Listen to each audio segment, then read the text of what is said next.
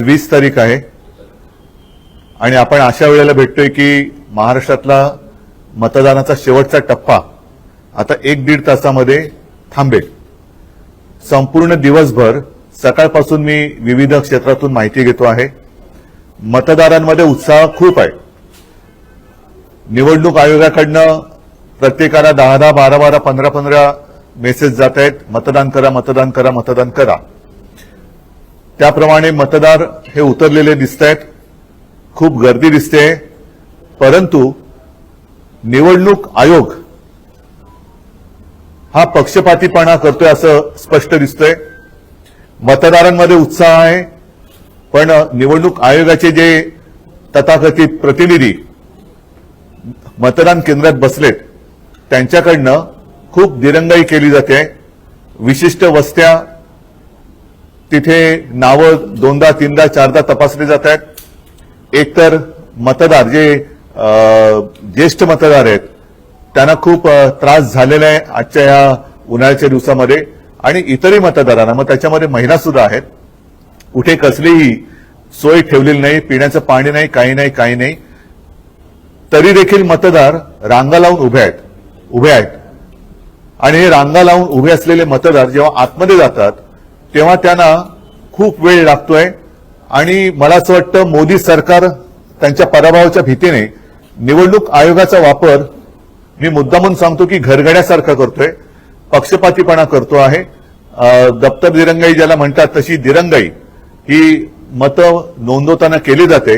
याच्याबद्दल मी तमाम नागरिकांना आवाहन करतोय की आता थोडा वेळ जरी राहिला असला तरी तुमच्या मतदानाच्या अधिकारापासून वंचित राहू नका।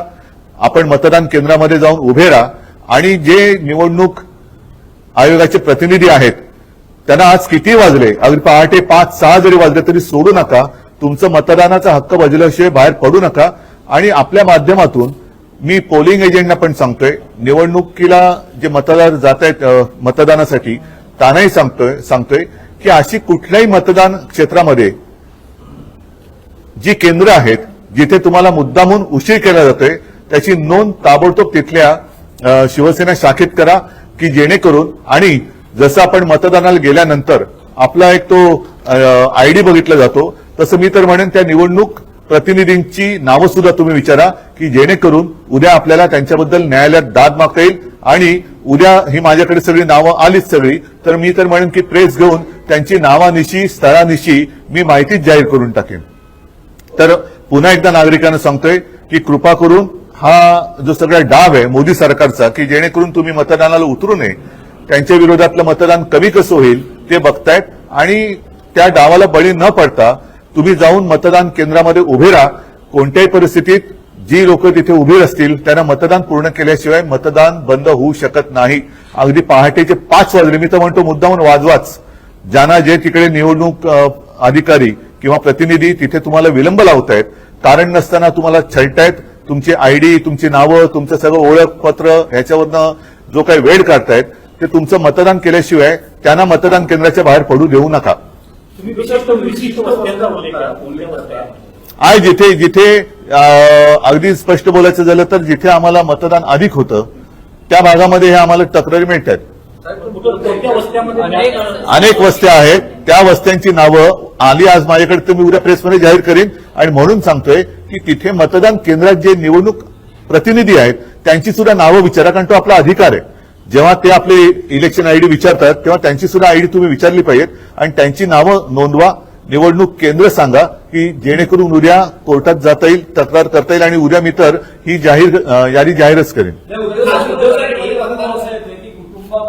अनेकांची नावं आहेत आणि 2-3 जणांची नावं वगळली गेली नाही, बरोबर आहे। ह्या सगळ्या गोष्टी आहेत ना, हे पराभवाच्या भीतीने पछाडलेले लोक आहेत। मोदी सरकार जे आहे ते पराभवाच्या भीतीने पछाडलेलं आहे। लोकांना करू द्या ना मतदान।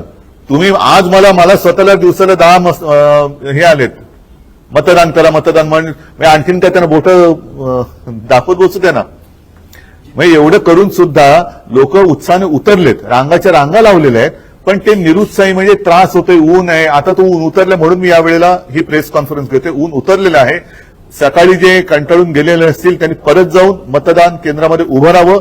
शेवटचा मतदार मतदान करत नाही तोपर्यंत निवडणूक मतदानाची थांबवू शकत नाही. पहाटे 5 वाजले तरी चालतील. या निवडणूक आयुक्तांच्या प्रतिनिधींना ज्यांनी त्यांचे आदेश पाळतायत त्यांना पहाटे 6 वाजले 7 वाजले तरी घरी सोडू नका. तुमचा मतदानाचा अधिकार बजावा.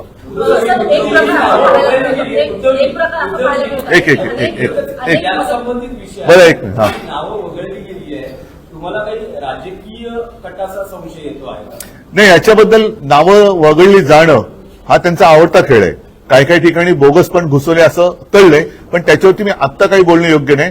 तूर्त जो विलंब लावला जातोय, आतमध्ये गेल्यानंतर तुमचं नाव काय, तुमच्या भावाचं नाव काय, अरे दिले ना निवडणूक आयडी, ते दिलेलं आहे, मग फोन आत नेऊ नका. मग तुम्ही मतदान करा जेव्हा सांगता तेव्हा तुम्ही सांगायला पाहिजे ना की काय काय घेऊन यायला पाहिजे, मोबाईल आणू नका, मग करू नका. फक्त बसल्या जागी तुम्ही बाजीरावपणा कशाला करताय? साहेब, प्रत्येक केंद्रामध्ये की फोन आणू नये हे काल कलेक्टरांनी सांगितलं हा? होतं. स्पेसिफिक तसं प्रेस रिलीज आला होता. बरं, ठीक आहे. फोन आणू नये जरी सांगितलं असेल तरी आत गेल्यावरती जो विलंब लागतोय तो विलंब हा त्याला क्षमा नाही करता येणार. आणि मला तर आता स्पष्ट असं दिसतंय की हा निवडणूक आयोगाच्या माध्यमातून खेळला जात असलेला अत्यंत नीच घाणेरडा खेळ आहे. निवडणूक आयोग ही भाजपची चाकरी करते की काय असं म्हणायला याच्यात जरूर व्हावे. तुमचा मतदारांची ताकद ज्या ठिकाणी आहे तिथे टक्केवारी कमी दिसते. होय. कारण मलबार हिल आपण परिसर बघितला तिथे जास्त आहे. पुरळी पण कमी आहे. मग तिकडे काय करायचं मग? कारण आता तुम्ही मलबारी हा जो उल्लेख केला, अशा अनेक वस्त्या मी दाखवू शकतो की तिकडे मतदान व्यवस्थित चालले. आणि जिथे आमचा टक्का आहे, मी तर उघड सांगतो की जिकडे शिवसेनेला मतं पडतायत तिथे हा विलंब लावला जातोय. त्याच्यामुळे मी परत सांगतो की अशी मतदान केंद्र आणि त्याच्यामध्ये असलेल्या निवडणूक आयुक्तांचे अधिकाऱ्यांचे जे प्रतिनिधी बसलेत त्यांची नावं आणा. उद्या ती बूथ आणि त्यांची नावं मी प्रेसमध्ये जाहीर करेन आणि त्याचबरोबरीने त्यांच्याबद्दल जिथे तक्रार करायची अगदी कोर्टात सुद्धा आपण जाऊ. आसिफ बांदेकरांनी सुद्धा पोवईच्या इथल्या काही ईव्हीएमच्या संदर्भात मुद्दे उपस्थित केले.